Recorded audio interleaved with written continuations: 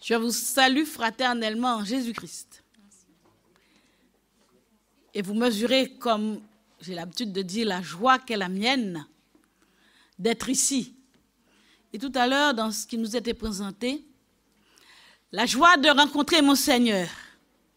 Parce qu'avant, j'avais compris à travers les prières même que c'est un lieu où je pouvais venir et qu'il puisse me guérir.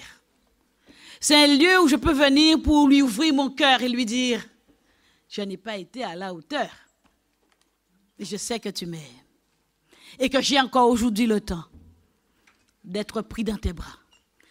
Je veux le remercier et lui amener mes actions de grâce et les vôtres pour ces occasions bénies qui nous a permis de vivre toute une croisade spirituelle pendant un certain temps. Nous avons vécu une veillée de prière fédérale. Nous avons ensuite vécu une matinée en prière spirituelle locale. Et pendant toute la semaine, jusqu'à aujourd'hui, nous avons vécu une semaine de prière mondiale. Voilà la raison d'être de notre Église. Voilà pourquoi je suis contente, je vous le avoue, d'être adventiste du 7e jour. Ces moments bénis ont été pour nous des moments opportuns pour mesurer la grâce qu'est la nôtre. En considérant la situation et l'ambiance de l'époque du monde dans lequel nous vivons, nous sommes quand même époustouflés, puisque quand même, rien ne va, nulle part, pas de perspective, rien pour nous accrocher. À cette époque actuelle, de manière planétaire, nous avons le sentiment que monte une souffrance, une douleur liée à tellement de situations. Et les uns et les autres, nous sommes en blackout très souvent, en désolation. Le monde dans lequel nous sommes ne sait où aller. Aujourd'hui sévit un sentiment d'insécurité, de peur, d'angoisse. On en est envahi. Aujourd'hui encore, nous sommes témoins de tant de révélations, de souffrances enfouies, cachées, inavouables, mais avouées puisque c'était trop lourd. De personnes qui cherchent la paix, la sécurité, l'amour. On constate que beaucoup se livrent à certains qui ne manquent pas de scrupules et d'audace, d'installer, de mettre en place des actions, des activités parallèles, mais qui pourraient leur apporter solution. Nous voyons éclore une multitude de programmes, de méthodes, de croyances multiples. Où pense-t-on on peut accéder à la paix, à la sérénité, à la zénitude? Et parallèlement, nous constatons que les gens s'y adonnent, qu'ils n'ont pas de souci avec ça. Et que le temps précis que nous vivons a une connotation particulière. Mais le temps, c'est le nôtre. Le temps est venu pour nous, peuple de Dieu, Église adventiste du 7e jour, de nous redresser, de nous manifester, de ne plus rester là, d'agir et de réagir face à cette situation. Le temps est venu pour nous de nous engager dans la révélation de l'Évangile, la seule alternative pour celui qui veut sauver sa tête, sa peau et son cœur. Cet Évangile est l'Évangile de Jésus-Christ. L'unique solution vitale, radicale, immédiate et durable. Cet évangile est celle qui présente Jésus. Celui qui, il y a quelques années, plus de 1000 ans, n'a pas regardé comme une proie arrachée d'être égal à nous. Il est descendu ici, comme nous, avec nos tares physiques, avec cette dimension, cette capacité à rester en relation avec son Père que nous avons. Et grâce à cela, par le Saint-Esprit, il l'a dit tout à l'heure, il a pu continuer et remplir sa mission selon ce que le Seigneur avait décidé. Permettez-moi de vous dire 3 choses. Le monde aujourd'hui est prêt à recevoir ce message. La deuxième chose, c'est une grâce de Dieu et un privilège pour chacun de nous de pouvoir nous associer à l'œuvre de rachat initiée par Dieu lui-même dans le ciel. La troisième chose, c'est qu'à travers notre action avec Dieu, pour Dieu, en faveur de l'autre, nous travaillons à notre salut comme le préconise Paul, puisque nous ne sommes plus tournés vers nous-mêmes, vers l'autre.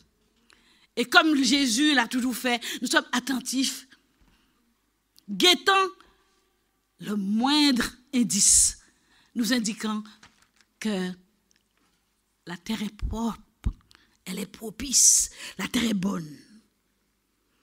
Voilà, la situation du monde qui nous entoure est préoccupante. Elle est très préoccupante. Mais sachons-le et disons-le, la cause n'est pas perdue. Pourquoi? Je vous invite à lire avec moi dans Luc 4, versets 18 et 19.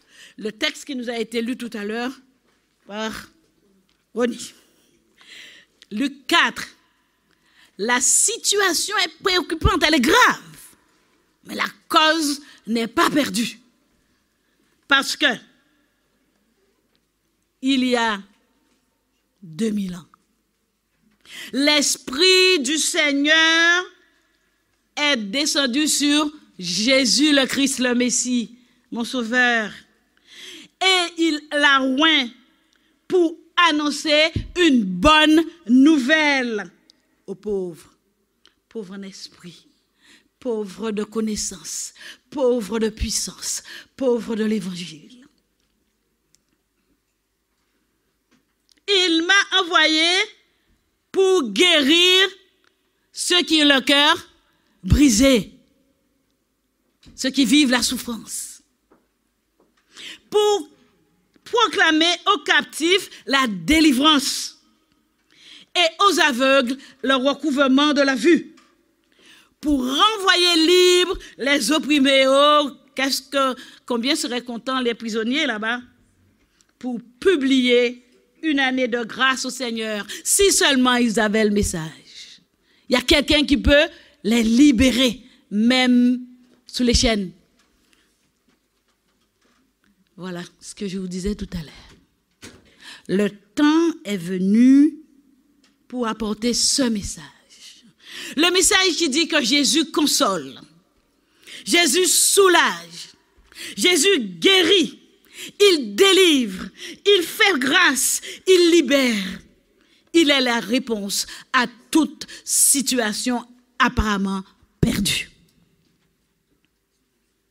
Notre Église, sous la responsabilité et la direction de la Fédération de France Nord à laquelle nous appartenons, est engagée et dans une œuvre de sauvetage. Opération délicate, opération très difficile à installer sur tout le territoire. Ce programme, cette opération est sans précédent. Et vous l'avez vu tout à l'heure, chaque foyer a en sa possession le document qui nous rappelle qu'ensemble, tous ensemble, nous sommes en marche. Et nous avons à construire quelque chose d'extraordinaire. Construire quelque chose d'extraordinaire. La mission est affichée. Et pour 5 années à venir, il est à partager avec tous ceux qui se sentent concernés par ce qui se passe autour d'eux, mais surtout qui se sentent concernés par leur raison d'être en Jésus-Christ. J'aurais bien aimé qu'on nous l'affiche, cette vision. Elle est initiée par le corps fédéral, mais elle nous concerne tous. La vision de la Fédération France Nord est que chacun, par la puissance du Saint-Esprit, celui qu'il avait, vous vous souvenez? Et celui qui était venu sur lui, qui l'avait accompagné pendant tout son ministère. Dans l'unité et l'attente du retour du Christ, que chacun contribue à construire l'Église pour en faire un lieu de guérison des cœurs, de paix et de proclamation de l'Évangile. Voilà les affaires. Voilà le combat. Voilà l'entreprise et l'ouvrage, c'est vous et moi. C'est nous ensemble. Il nous appartient, si nous sommes engagés, à contribuer à créer les conditions pour que tous ceux qui ont mal au cœur, perdus, opprimés, déstabilisés, vous imaginez les mamans qui ont perdu leurs enfants, le parent qui a vu brûler sa fille et son époux, les enfants qui sont maltraités, mais aussi les époux qui quittent les foyers, les maris qui se trouvent déboussolés, nos parents, nos frères et sœurs qui partent, qui nous quittent. Toutes ces situations qui nous brûlent et qui brisent nos cœurs. Cette Église, sa mission est de créer les conditions pour que ces personnes trouvent soulagement. Mais, que dis-je? Mais nous-mêmes qui sommes ici, là, nous n'avons pas des souffrances, là. Nous n'avons pas des choses qui nous empêchent d'être tiers. N'avons-nous pas besoin de sérénité? Cette Église doit être le lieu où vous retrouvez la paix. Mieux. Cette Église doit être le lieu où la bonne nouvelle, l'évangile du salut, est proclamé, certes, mais est vécu. L'évangile qui nous enjoint à avoir un amour particulier, exceptionnel, prioritaire pour celui qui nous a sauvés. Et nous l'avons entendu tout à l'heure. Il n'a rien laissé au hasard pour nous sauver. Nous l'avons vu au cours de la semaine. Il a donné son Fils. Il l'a envoyé pour nous. Ensuite, il a envoyé son Saint-Esprit pour nous consoler. Il a mis à côté de nous des anges pour nous protéger. Il nous a laissé sa parole écrite et il nous a donné le cadre d'exercice pour nous protéger. Que nous manque-t-il? Alors, peut-être un lieu, un espace où nous pourrons épancher notre douleur. Parce que tant que nous serons dans ce monde, nous en serons en prise. Pourquoi? Parce qu'ici est le lieu, le théâtre où Dieu prouve à toute créature qu'il est un Dieu d'amour. Mais parallèlement, il est toujours attaqué par l'autre, l'ennemi, qui lui aussi fait tout en son pouvoir pour dire je suis le plus beau, le plus doux et le plus gentil. Nous avons une responsabilité. à travers ce qui nous est proposé. Nous avons quelques observations et cela mérite toute notre attention. La concrétisation de cette vision est le résultat d'une collaboration divino-humaine que chacun, par la puissance de cet esprit qui nous est envoyé. Collaboration étroite. La deuxième chose, dans cette perspective de construction, l'action individuelle a un impact sur la réalisation collective de l'œuvre, de l'ouvrage. Ça veut dire qu'aucun de nous ne peut s'y soustraire. Notre action doit être inscrite dans une démarche d'unité. On a entendu ça? Et de persévérance, puisque nous attendons le Seigneur. Mais chacun doit contribuer. La troisième chose, l'édifice que nous devons ériger est un lieu de transition en attendant d'aller rencontrer définitivement notre Sauveur, de retrouver l'Éden, de retrouver la vie, de retrouver cet arbre de vie qui nous manque tant et qui nous, malheureusement, nous fait souffrir quelquefois puisque nous sommes obligés de constater que nous sommes victimes de la mort. La souffrance peut-être, mais de la mort. Et ça, c'est intolérable. La quatrième chose, c'est qu'il définit une mission avec 3 axes importants, mais interdépendants. Il veut que nous soyons un lieu de guérison des cœurs. Un lieu de guérison mais qui apporte aussi la paix et où l'évangile est prêché, la bonne, la vraie, l'absolue. Je vous invite ce matin à considérer avec moi le premier axe. Faire de l'Église un lieu de guérison des cœurs. Cela me semble une nécessité absolue, car nous avons tous besoin, tous, de la guérison de notre cœur.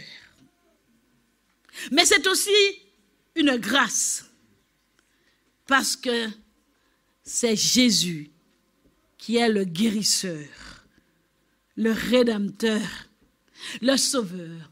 Et il est là. Il n'attend que moi. Oh, avec moi. Sollicitons-le. Disons-lui, oh Jésus, guéris mon cœur, toi, mon Seigneur. Oh Dieu, oh Seigneur, guéris mon cœur.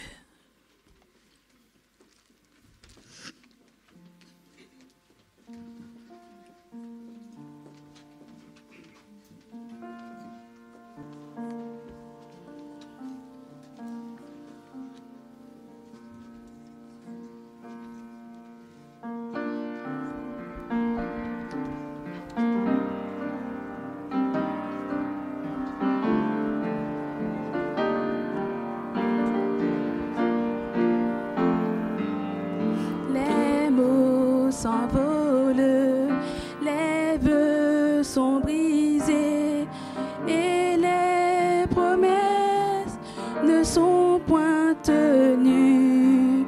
Une famille divisée, l'amour déchiré, nuit après nuit, tant de larmes j'ai versé.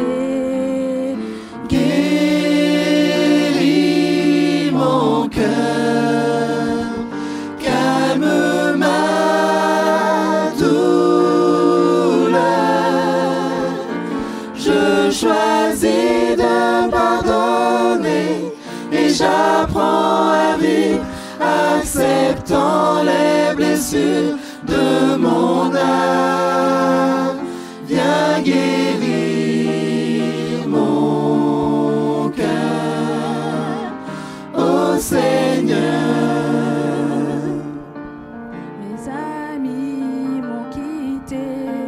Et d'autres exigeaient bien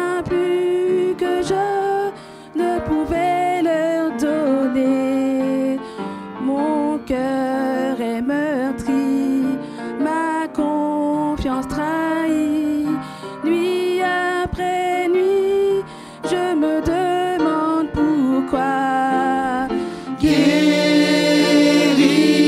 mon cœur, calme ma douleur. Je choisis de pardonner et j'apprends à vivre, acceptant les blessures de mon âme. Viens guérir mon cœur, ô Seigneur. Agenouillé à tes pieds, mon sauveur, que ma vie soit comblée De tes bienfaits,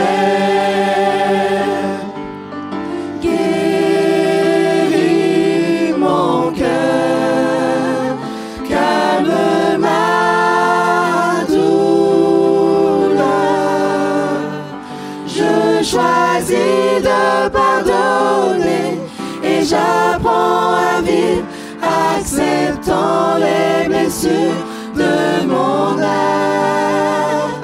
Viens guérir mon cœur, ô Seigneur.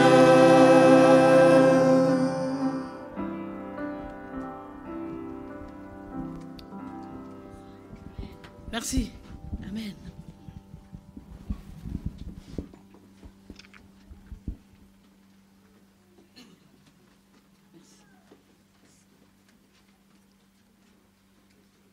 Où fait-il mieux de vivre aujourd'hui, le sabbat 11 novembre, qu'au pied de ce Seigneur? Il peut me donner l'essentiel. Alors nous revenons à notre projet fédéral où chacun nous sommes conviés à nous engager. Et il serait important que nous puissions savoir comment Jésus, lui, il s'inscrit dans cette entreprise, dans la construction de ce bel ouvrage. Le Seigneur Jésus dit, je ne suis pas venu chercher ceux qui sont bien portants, hein. Je suis venu chercher ceux qui sont malades. Donc, comment il s'y inscrit? Mais pleinement. C'est son affaire. Il n'en est pas étranger. Son action est toujours dans le sens du salut de tout homme. Son intervention est tournée vers la délivrance, la libération, la réhabilitation. Nous l'avons entendu tout à l'heure. C'est lui, ce Jésus. Il apaise la douleur de mon âme.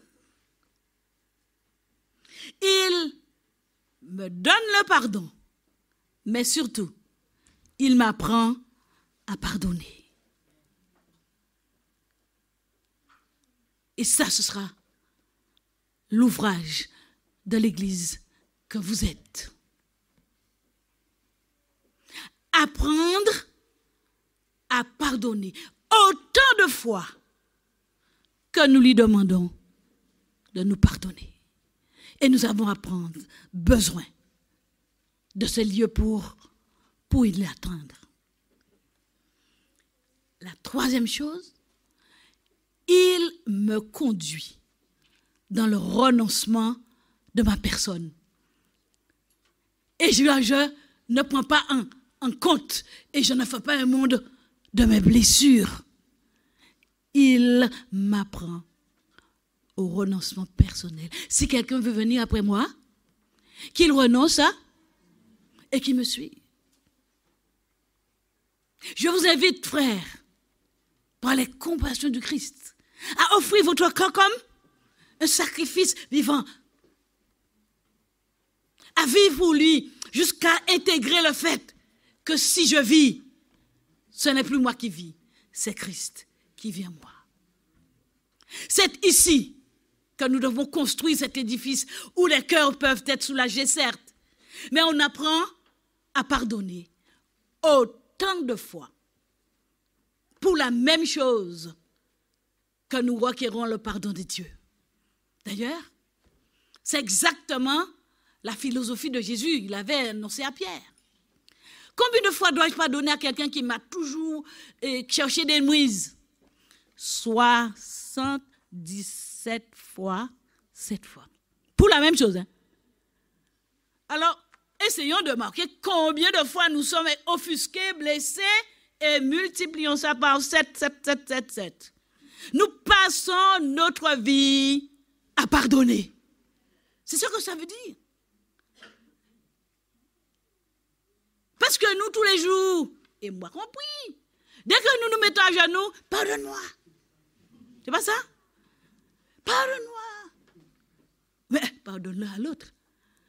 Autant de fois qu'il va me blesser le cœur.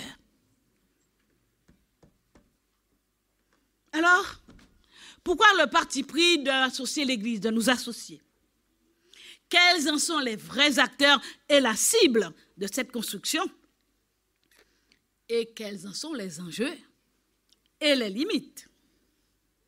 Après avoir défini le contour de notre ouvrage et le sens de notre action, nous identifierons clairement là où les cibles et après, nous mettrons en évidence la contribution de chacun. Parce que nous devons chacun contribuer. Et nous verrons ensemble quel est le niveau de cette contribution. Il s'agira, en l'occurrence, et nous devons l'avoir en tête, la traduction. Il s'agira pour l'Église de créer les conditions pour que le cœur humain, siège de sentiments, d'émotions et de passions, confronté à la réalité quotidienne et permanente, peut trouver et recouvrer la santé, la délivrance de son état. Parce que cette réalité, très souvent, auquel il est confronté, met à mal son équilibre au fond de son cœur. On ne connaît pas ça? M'a déstabilisé. Très souvent, c'est la réalité, l'autre. Si bien que nous ne maîtrisons plus la gestion de ces émotions, de ces passions et de nos sentiments. Et quelquefois, nos gestes et faits sont antinomiques avec ce que le Seigneur préconise et sa présence dans mon cœur. C'est là l'enjeu. Créer ici les conditions pour que les cœurs confrontés, ça veut dire que si lui a fait quelque chose, c'est parce qu'il n'a pas géré la situation ici et maintenant. C'est qu'il ne sait plus gérer ses propos. Il ne peut gérer ses émotions. Son petit moi. Dès qu'on parle de moi, je me sens attaqué. Hop. Et là, je suis blessée. Mais très souvent, à travers ma réaction, je blesse l'autre. Voilà l'Église. Voilà son job. Hein? Il faut construire ça pendant 5 ans.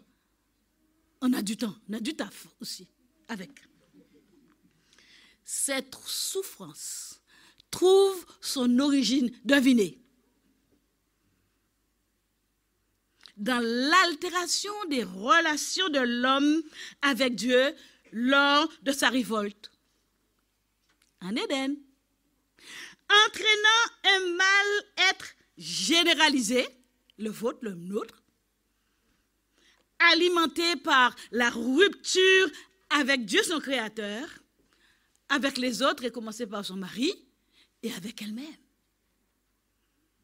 Si bien que elle a honte, elle court, se cache, elle s'habille comme elle peut, et elle vit dans l'angoisse. Mais vous connaissez le reste, la suite de l'histoire. Heureusement, dès les premiers instants, le don gratuit de Jésus-Christ a été proposé. Ce don qui est le baume universel pour toutes les maladies, notamment la maladie du cœur. Ce baume universel qui guérit les blessures. Jésus a dit lui-même, d'ailleurs, il le disait dans Ésaïe, que c'est par mes meurtrissures que vous êtes guéris. Donc c'est possible. Nous ne pouvons plus dire que bon c'est comme ça. Non, non, non. Nous sommes guéris parce que lui, il a pris tout prix et il a vécu ce que nous avons vécu. Vous connaissez que dans sa vie, il a connu tout ce que nous avons connu dans toutes les situations. Toutes les situations que nous pouvons vivre, Jésus les a connues. Quand je parle de situations, je parle bien sûr de blessures, de moqueries, de contestations. Il a connu ça. Et nous en sommes témoins. Il est en mesure de comprendre. Et c'est par ces situations et ces meurtrissures, lorsqu'il avait soif, qu'on lui donnait à boire du vinaigre. C'est ça qui nous permet maintenant de retrouver la guérison. Ensuite, il dit que je suis là pour ça. Qu'est-ce qu'il dit? Il dit, venez à moi, vous tous qui êtes fatigués et chargés, et je vous donnerai du repos. Alors, à qui s'adresse cet espace, ce monument? À tous, hein? Puisque si nous sommes associés pour créer les conditions, nous ne sommes pas le guérisseur. On est d'accord? Non, mais il faut que ce soit clair. C'est Jésus le guérisseur. Donc, si nous voulons faire jouer au charlatan, il n'y a pas de souci, hein? Mais nous n'allons jamais y parvenir, hein? Parce que nous ne sommes pas guérisseurs. Nous sommes simplement les infirmières, les brancardiers pour apporter les chaises. Nous sommes les intermédiaires pour pouvoir dire, voilà, il vaut mieux. Mais nous sommes dans une totale dépendance du Saint-Esprit. Donc notre action ne peut être qu'efficace, bénéfique et réparatrice. Il dit aussi, déchargez-vous de... Pas d'angoisse, de stress, de détresse, de dépression. Déchargez-vous. Il est capable de s'en occuper. Mais nous, même les médecins, franchement, quelquefois, même, on se demande s'ils ne sont pas un petit peu en dépression. C'est pas ça? J'avais un professeur avec qui je travaillais qui était un psychiatre neurologue. Il me dit, ma chère, sache que on ne fait jamais psychiatrie par hasard. Ah bon? Confions-nous au guérisseur. En plus, il est le guérisseur et le remède. Amen. Mais on le connaît, il a l'habitude d'être l'agneau et le sacrificateur, c'est pas ça? Mais oui. Donc il n'y a pas de souci. Confions-nous à lui. Il dit aussi, demandez. Et je ne vous le refuserai jamais. Jean 15, verset 7 nous le confirme. Demandez. Et toutefois que vous demandez quelque chose qui va dans son sens, vous l'avez Non mais attends. Croyez-vous à cela? Ça veut dire que si vous avez encore des souffrances, des casseroles que vous traînez, vous n'avez pas encore demandé.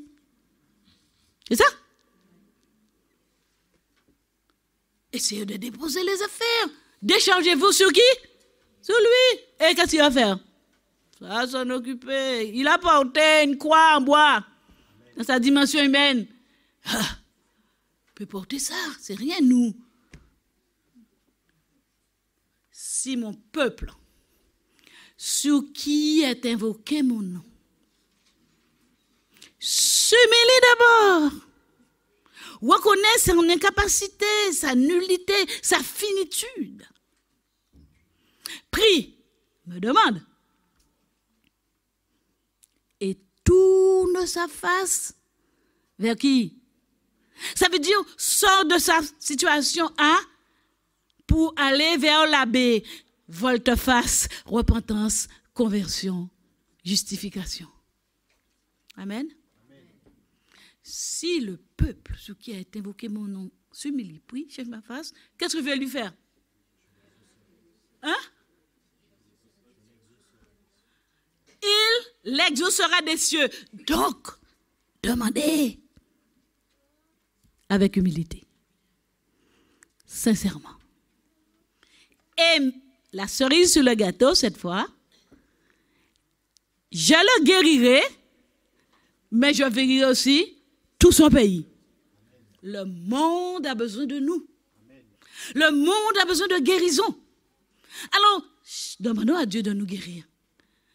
Et par là même, le monde sera guéri. L'Église, lieu de guérison, est destiné à tous ceux qui en sentent le besoin, le reconnaissent et qui, ensuite, vont à Jésus, celui qui est la tête de l'Église, celui dont nous sommes les membres, ce corps coordonné. Nous sommes chacun et tous ses collaborateurs dans cette grande aventure. Cependant, nous sommes aussi tous concernés pour être soulagés et guéris de nos cœurs souffrants, douloureux et méchants. Alors, la grande question, quelle sera ma contribution? Quelle sera votre contribution? Vous vous souvenez lorsque Jésus avait rassemblé ses disciples et qu'il les avait envoyés, quels soins avait-il pris avant? Vous vous souvenez? Il les a dotés des dons nécessaires, des capacités pour aller. Il leur avait même donné la capacité de chasser les démons. C'est un peu plus compliqué quelquefois, n'est-ce pas? Il nous qualifie. Le Saint-Esprit nous qualifie. Alors chacun nous avons notre place. Si nous voyons Paul dit, les uns sont docteurs, les autres sont... Chacun nous avons notre place. Nous sommes tous concernés par cette grande construction de l'âme, de cet ouvrage, lieu de paix, de délivrance. Je voudrais que nous découvrions ensemble la dimension de notre contribution. Et nous allons trouver dans 2 Corinthiens, au chapitre 5, versets 17 à 21. Je vous attends parce que nous devons tous lire ça. Et lorsque chacun nous l'aurons lu, à charge pour nous de prendre notre responsabilité. J'aime bien. À celui à qui il a donné, il demandera beaucoup.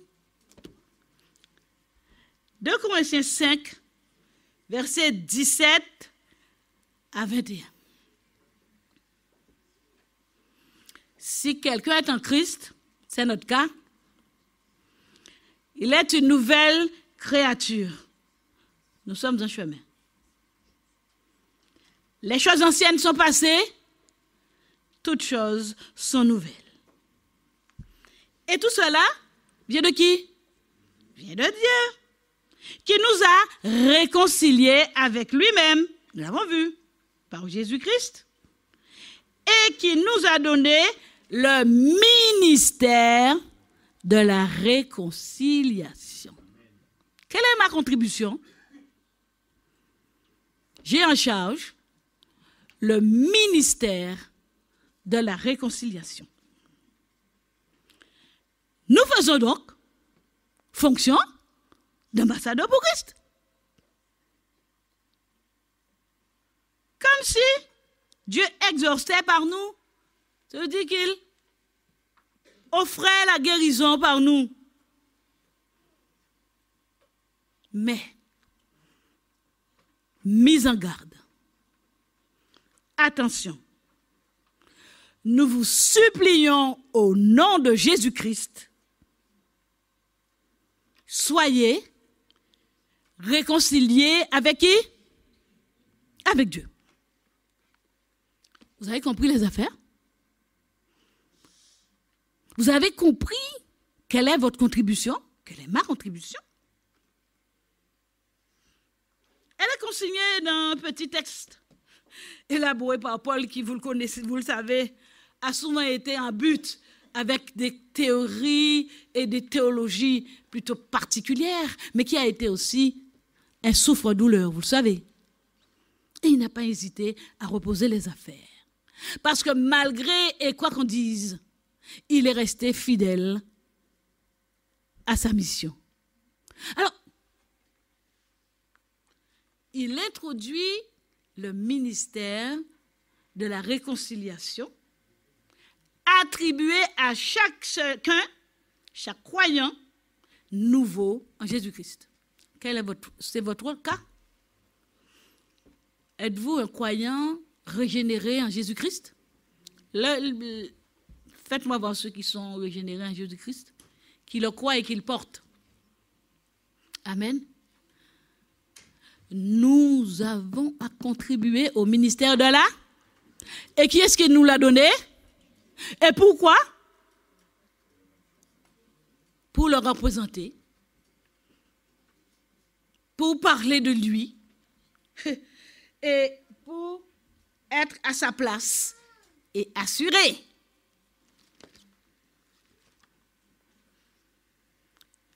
Nous avons découvert le postulat fondamental. Nous vous en supplions, soyez réconciliés avec Dieu. Comme si aucune représentation légitime n'est possible sans une réconciliation avec Dieu. Vous avez compris? C'est-à-dire, ne partez pas dans les affaires si vous n'êtes pas d'abord réconciliés. Ce n'est pas possible.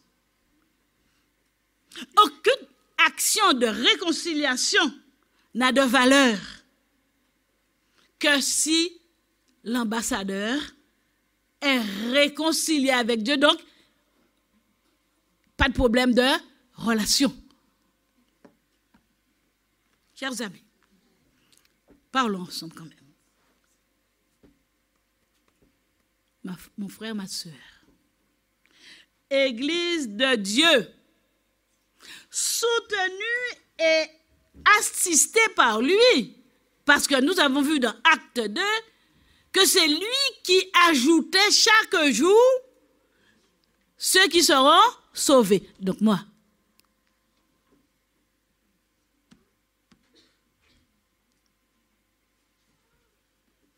L'état de guérison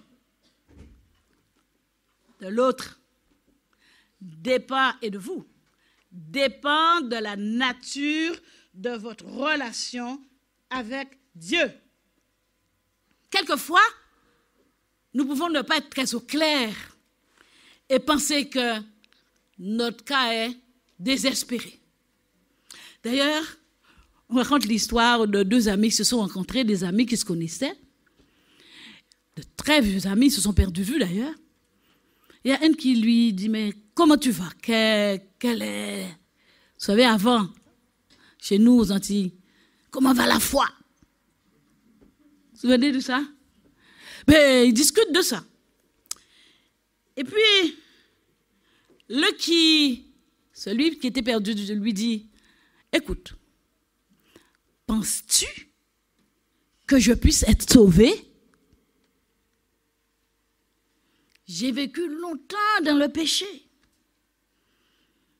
Et depuis quelques jours, le souvenir de ma vie passée me tourmente. J'ai tout fait. J'ai tout fait. Reprenons la liste. Il n'y a rien qui n'avait pas fait. Alors l'autre, à sa place, que lui répondrez-vous? Mais bien sûr, tu peux encore être sauvé. Mais reprit-il, je suis un misérable. J'ai si souvent blasphémé le nom de Dieu qu'il me semble être aussi noir que le démon lui-même. Ça vous est arrivé de vous sentir mais sale, mais les mêmes. Vous pouvez être sauvé. Mon ami, lui répondit l'autre, qu'importe que vous soyez plus ou moins noir, l'important c'est qu'il y a un moyen de vous blanchir. Et vous connaissez le moyen? Jésus sauve. Jésus guérit. Jésus pardonne.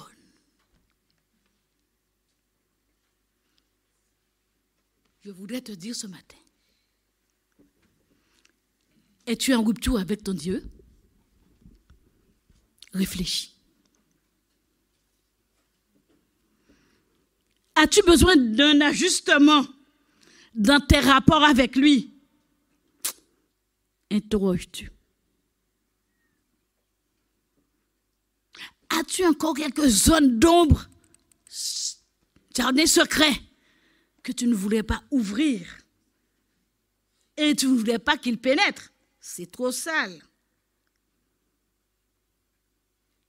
Alors, je te conseille d'aller échanger avec lui sur la question.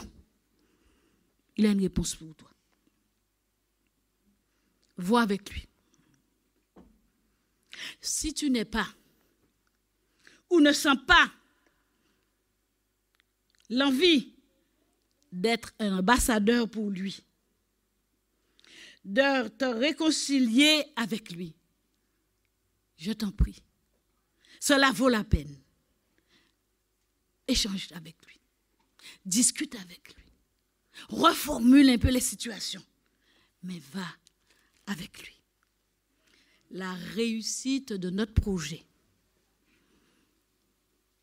de créer ce lieu de guérison passe par la réconciliation authentique et sévère avec Dieu et avec tes frères avant d'œuvrer pour la réconciliation des autres. En effet, son succès est impacté par la nature de ta collaboration avec Dieu d'abord et certainement avec les autres. Elle est réalisable si l'humanité s'unit à la divinité. Aussi l'œuvre accomplie durera éternellement. Ne perdons aucune occasion. Ne gaspillons pas les minutes, les secondes, les heures, le temps. C'est aujourd'hui. Quelle est la nature de tes relations avec Dieu? Pas avec les autres, hein? Avec Dieu. Puisque si vous n'êtes pas en accord avec Dieu, vous ne pouvez pas être en accord avec les autres. Mais vous ne pouvez pas être en accord avec Dieu sans être en accord. Avec lui, c'est toujours très compliqué, c'est pas ça? Avec lui, c'est compliqué. Moi, je veux bien, je peux passer des journées, des nuits dans ma chambre à prier, mais si tu sens que ton frère a quelque chose contre toi, hein, qu'est-ce que tu fais? Avant de me présenter une offrande, Alors, c'était bien parce qu'on avait dit qu'il fallait aller 77 fois. 7 fois. Pas ça?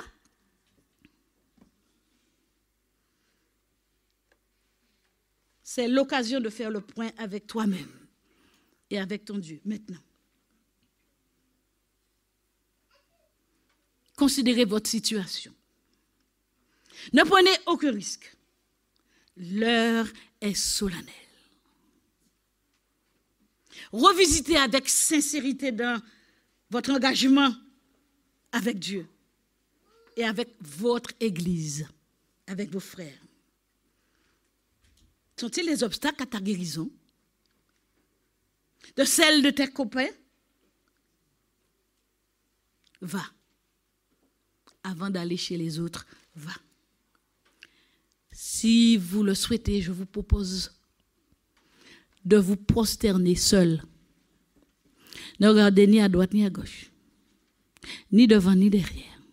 Bouchez même vos oreilles, puisque les yeux sont fermés. Va et discute de tes petites affaires avec lui. Lui seul connaît. Lui seul sait. Et c'est aujourd'hui, mon ami, ma fille, mon frère, c'est maintenant. Alors ceux qui ont besoin de faire le point, surtout de recevoir cette guérison, je vous invite à vous agenouiller et pendant un certain temps à considérer seul à seul votre situation avec Dieu. Pendant que nous aurons quelques notes de musique.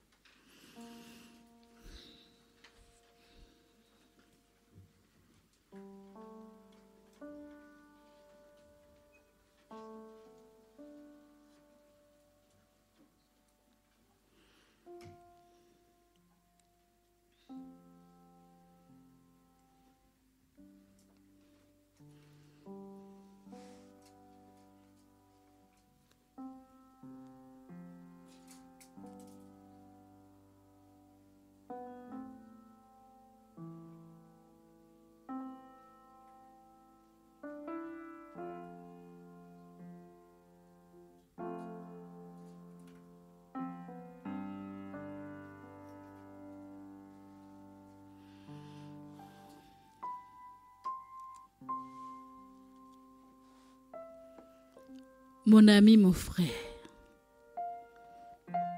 ma sœur, si tu as le sentiment d'être ligoté, paralysé, incapable de te jeter dans les bras de Jésus, enchaîné par ta souffrance, ta douleur, ton orgueil, tes prises de position,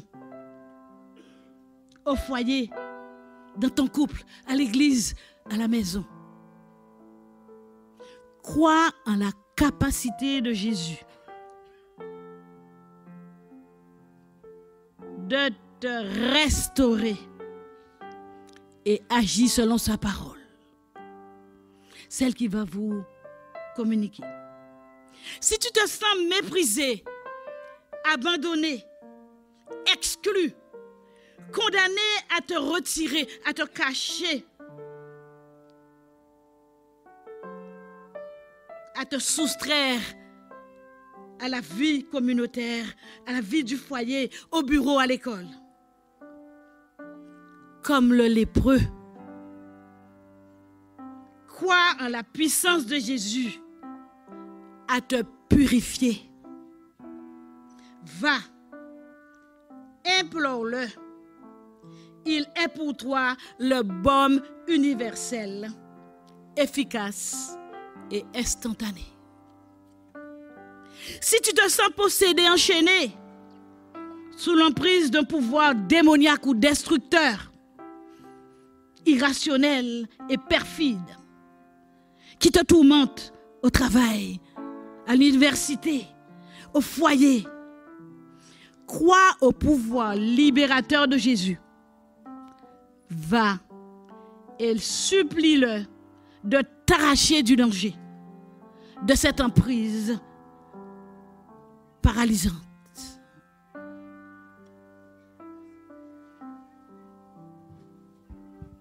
Notre Père et notre Dieu,